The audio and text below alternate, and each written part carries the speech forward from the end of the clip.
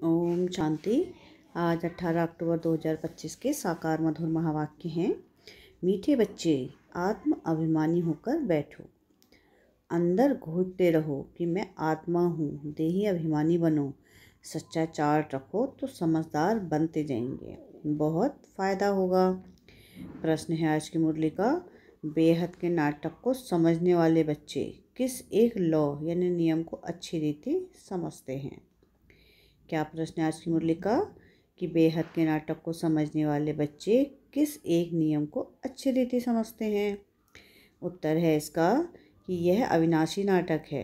इसमें हर एक पाठधारी को पाठ बजाने अपने समय पर आना ही है। कोई कहे हम सदा शांति धाम में ही बैठ जाएं, तो यह लॉ नहीं है। उसे तो पाठधारी ही नहीं कहेंगे। यह बेहद की बातें बेहद के बाप ही तुम्हें सुनाते हैं। ओम शांति। अपने को आत्मा समझकर बैठो। देह अभिमान छोड़कर बैठो। बेहद का बाप बच्चों को समझा रहे हैं।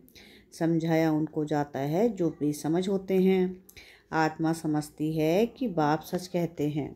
हम आत्मा बेसमझ बन गई हैं। मैं आत्मा अविनाशी हूँ, शरीर विनाशी है। मैं आत्म अभिमानी छोड़ देह अभिमान में फंस पड़ा हूँ, तो बेसमझ ठहरे ना। बाप कहते हैं कि सब बच्चे बेसमझ हो पड़े हैं। देह अभिमान में आकर फिर तुम बाप द्वारा देह अभिमानी बनते हो, तो बिल्कुल समझदार बन जाते हो। कोई तो बिल्कुल बन गए हैं। कोई पुरुषार्थ करते रहते हैं। आधा कल्प लगा है बेसमझ बनने में। इस अंतिम जन्म में फिर समझदार बनना है। आधा कल्प से बेसमझ होते होते 100% बेसमझ बन जाते हैं। देह अभिमान में आकर ड्रामा प्लान अनुसार तुम गिरते आए हो। अभी तुमको समझ मिली है, फिर भी पुरुषार्थ बहुत करना है, क्योंकि बच्चों में दैवीय गुण भी चाहिए। बच्चे जानते हैं हम सर्वगुण संपन्न 16 कला संपूर्ण थे, फिर इस समय निर्गुण बन पड़े हैं। कोई भी गुण नहीं रहा। तुम बच्चों में भी नंबरवार पुरुषार्थ अनुसार इस खेल को समझते हैं। समझते समझते भी कितने वर्ष हो गए हैं, फिर भी जो नए हैं वह अच्छे समझदार बनते जाते हैं। औरों को भी बनाने का पुरुषार्थ करते हैं।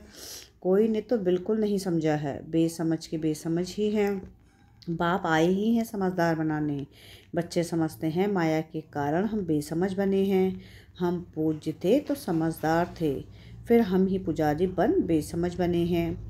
आदि सनातन देवी देवता धर्म प्राय लोप हो गया है। इनका दुनिया में किसको पता नहीं है। यह लक्ष्मी नारायण कितने समझदार थे, राज्य करते थे।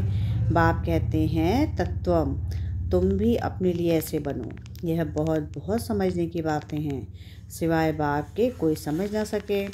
अभी महसूस होता है बाप ही ऊँचते ऊँच समझदार थे। समझदार होगा ना। एक तो ज्ञान का सागर भी है, सर्व का सद्गति दाता भी है, पतित पावन भी है। एक की ही महिमा है। इतना ऊँचते ऊँच बाप आकर के बच्चे बच्चे कह कैसे अच्छी रीति समझाते हैं। बच्चे अब पावन बनना है, उसके लिए बाप एक ही दवाई देते हैं। कहते हैं योग से तुम भविष्य 21 जन्म निरोगी बन जाएंगे। तुम्हारे सब रोग दुख खत्म हो जाएंगे, तुम मुक्ति धाम में चले जाएंगे। अविनाशी सर्जन के पास एक ही दवाई है, एक ही इंजेक्शन आत्मा को आए लगाते हैं। ऐसे नहीं कि कोई मनुष्य बैरिस्ट्री भी करेंगे, इंजीनियरिंग भी करेंगे, नहीं। हर एक आदमी अपने धंधे में ही लग जाते हैं। बाप को कहते हैं आकर पतित से पावन बनाओ, क्योंकि पतित पने से में दुख है। शांति धाम को पावन दुनिया नहीं कहेंगे, स्वर्ग को ही पावन दुनिया कहेंगे। यह भी समझाया है। मनुष्य शांति और सुख चाहते हैं। सच्ची सच्ची शांति तो वहाँ है जहाँ शरीर नहीं, उसको कहा जाता है शांति धाम। बहुत कहते हैं शांति धाम में रहें, परंतु लौ नहीं है, वह तो पाठधारी हुआ नहीं। बच्चे नाटक को भी समझ गए हैं। जब एक्टर्स का पाठ होगा तब बाहर स्टेज पर आकर पाठ बजाएंगे। यह बेहद की बातें बेहद का बाप ही समझाते हैं। ज्ञान सागर ही इनको कहा जाता है। सर्व के सद्गति दाता पतित पावन हैं। सर्व को पावन बनाने वाले तत्व नहीं हो सकते। पानी आदि सब तत्व हैं। वह कैसे सद्गति करेंगे? आत्मा ही पाठ बजाती हैं। हठ योग का भी पाठ आत्मा बजाती है। यह बातें भी जो समझदार हैं वही समझ सकते हैं। बाप ने कितना समझाया है। कोई ऐसी युक्ति रचो जो मनुष्य समझे। कैसे कैसे पूज्य सो पुजारी बनते हैं। पूज्य है नई दुनिया में, पुजारी हैं पुरानी दुनिया में। पावन को पूज्य, पतित को पुजारी कहा जाता है। यहाँ तो सब पतित हैं क्योंकि विकार से पैदा होते हैं। वहाँ हैं श्रेष्ठ, गाते भी हैं संपूर्ण श्रेष्ठाचारी। अभी तुम बच्चों को ऐसा बनना है। मेहनत है, मुख्य बात है याद की। सभी कहते हैं याद में रहना बड़ा मुश्किल है। हम जितना चाहते हैं याद में रह नहीं सकते हैं। कोई सच्चाई से आकर चार्ट लिखे तो बहुत फ़ायदा हो सकता है। बाप बच्चों को यह ज्ञान देते हैं कि मन मना भाव। तुम सिर्फ अर्थ सहित कहते हो। तुम्हें बाप हर एक यथार्थ रीति अर्थ सहित समझाते हैं। बाप से बच्चे कई प्रकार के प्रश्न पूछते हैं। बाप करके दिल लेने के लिए कुछ कह देते हैं, परंतु बाप कहते हैं मेरा काम ही है पति से पावन बनाना। मुझे तो बुलाते ही इसलिए हो। तुम जानते हो हम आत्मा शरीर सहित पावन थी। अभी वही आत्मा शरीर सहित पतित बनी है। 84 जन्मों का हिसाब है ना। तुम जानते हो अभी यह दुनिया कांटों का जंगल बन गई है। यह लक्ष्मी नारायण तो फूल है ना। उन्हों के आगे कांटे जाकर कहते हैं कि आप सर्वगुण संपन्न, हम पापी कपटी हैं। सबसे बड़ा कांटा है काम विकार का। बाप कहते हैं इस पर जीत पहन जगत जीत बनो। मनुष्य कहते हैं कि भगवान को कोई न कोई रूप में आना है, भागीरथ पर विराजमान हो आना है। भगवान को आना ही है पुरानी दुनिया को नया बनाने। नई दुनिया को सतो प्रधान, पुरानी को तमो प्रधान कहा जाता है। जबकि अभी पुरानी दुनिया है तो जरूर बाप को आना ही पड़े। बाप को ही रचयिता कहा जाता है। तुम बच्चों को कितना सहज समझाते हैं। कितनी खुशी होनी चाहिए। बाकी किसका कर्म भोग का हिसाब किताब है। कुछ भी है वह तो भोगना है। इसमें बाबा आशीर्वाद नहीं करते हैं, हमको बुलाते ही हो। बाबा आकर हमको वर्षा दो। बाबा से क्या वर्षा पाने चाहते हो? मुक्ति, जीवन मुक्ति का। मुक्ति जीवन मुक्ति का दाता एक ही ज्ञान सागर बाप है, इसलिए उनको ज्ञानदाता कहा जाता है।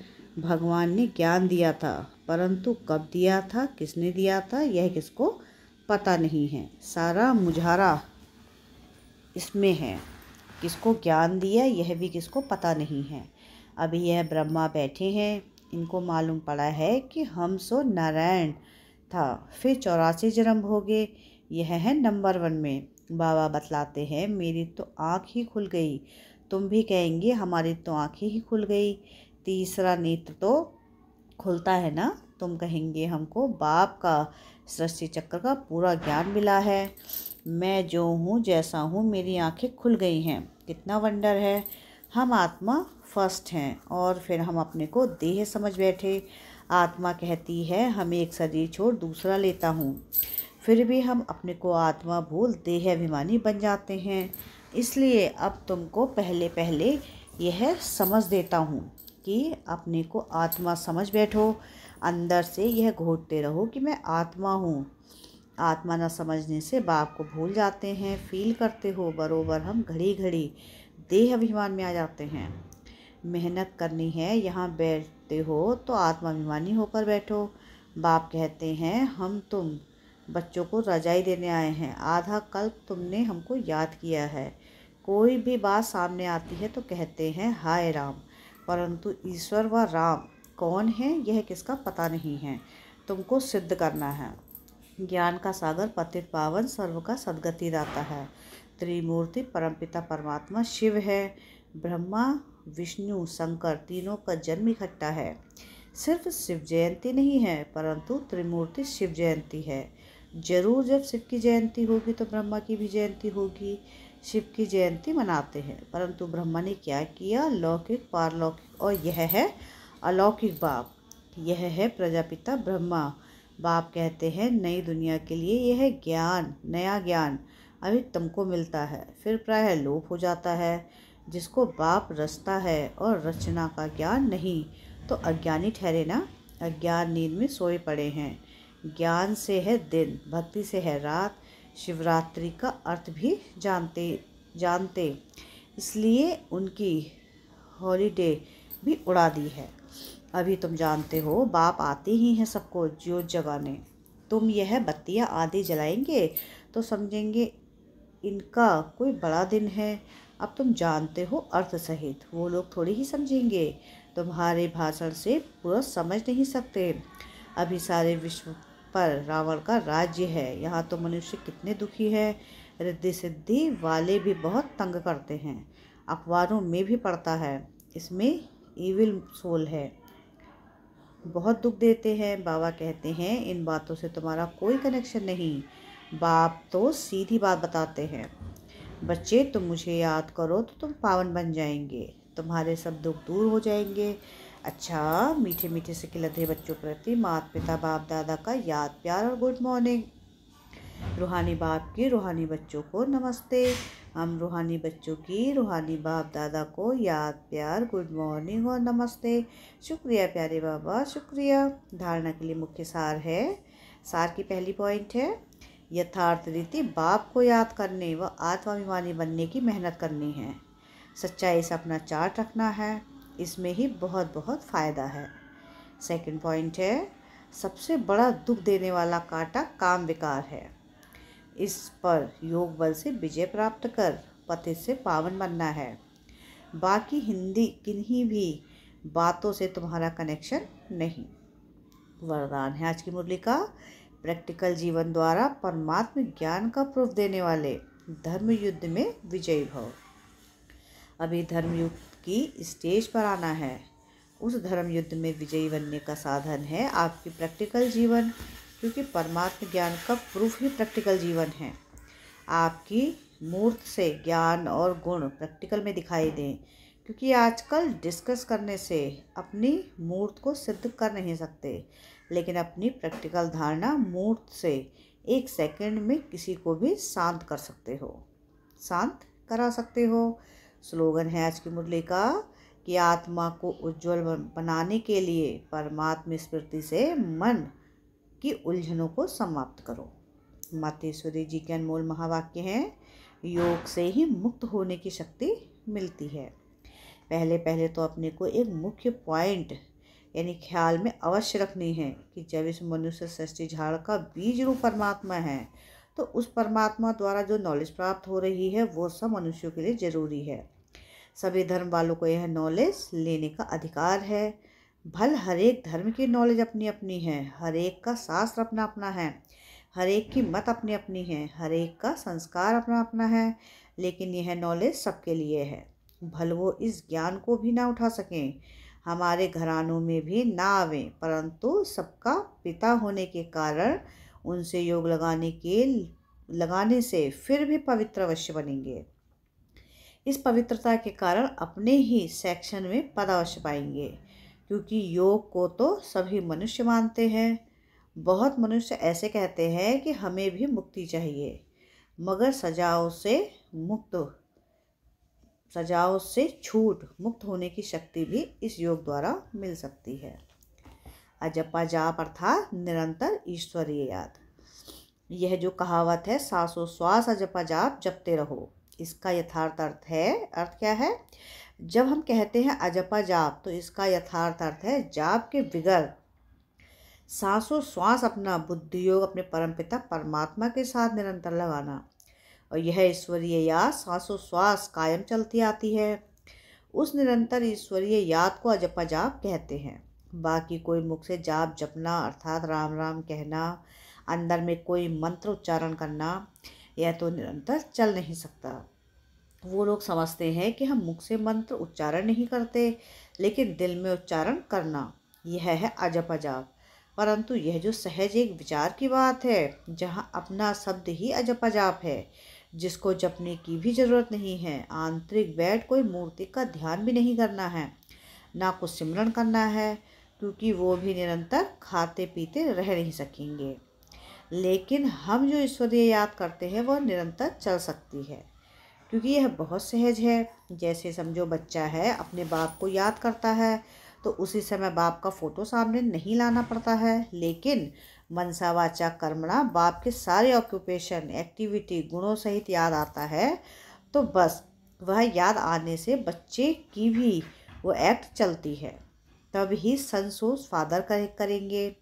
वैसे अपने को भी और सबकी याद दिल भीतर से मिटाए उस एक ही असली पारलौकिक परमपिता परमात्मा की याद में रहना, इसमें उठते बैठते खाते पीते निरंतर याद में चल सकते हैं। उस याद से ही कर्मातीत बनते हैं। तो इस नेचुरल याद को ही अजपा जाप कहते हैं। अच्छा, ओम शांति। अब व्यक्ति सारे हैं स्वयं और सर्व के प्रति मनसा द्वारा योग की शक्तियों का प्रयोग करो। अभ्यास की प्रयोगशाला में बैठ योग का प्रयोग करो तो एक बाप का सहारा और माया के अनेक प्रकार के विघ्नों का किनारा अनुभव करेंगे।